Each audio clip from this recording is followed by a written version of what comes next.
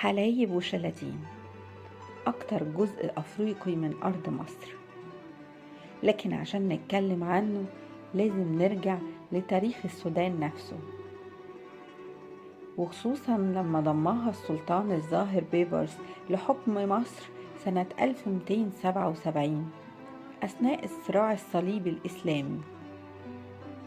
بعد ما ضمها السلطان الظاهر بيبرس ابتدى يسكنها عرب الحجاز واليمن وتواصلوا بأهلها. حتى بعد الفتح العثماني كانت كل القبائل تابعة للحكم العثماني الحاكم لمصر وكل البلاد اللي على حدودها.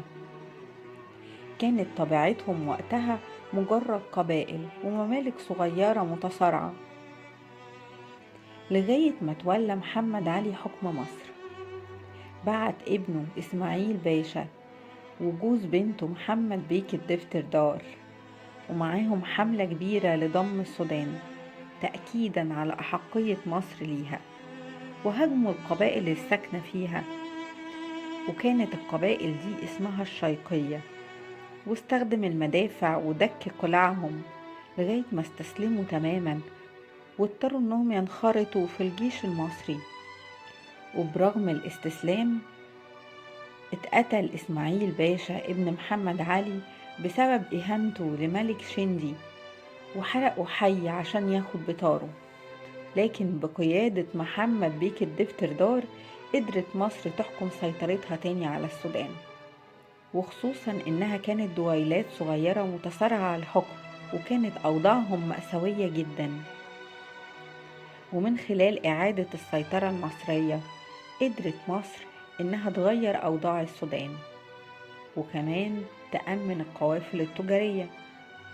أصبحت السودان مقاطعة مهمة جدا من مقاطعات مصر، ومع الوقت ودخول السودان جوه حيز مصر أصبح سكانها بيحملوا الجنسية المصرية ويحق لهم دخول الجيش والانخراط فيه.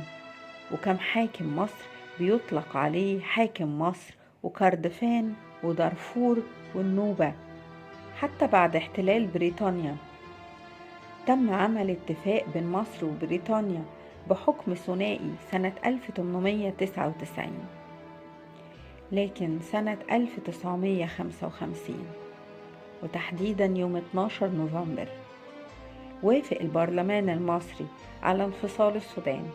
وقتها بس انفصلت السودان عن مصر، وأصبحت جمهورية السودان رسميا في 1 يناير سنة 56. ولكن وقتها وبعد ترسيم حدود مصر كانت حلايب وشلاتين ضمن الحدود المصرية، جزء لا يتجزأ منها، وخاصة إن حلايب هي بوابة مصر الجنوبية على ساحل البحر الأحمر. ودي كانت حكاية حلايب وشلاتين، الجزء الصغير المهم من البوابة الجنوبية لمصر في القارة الأفريقية.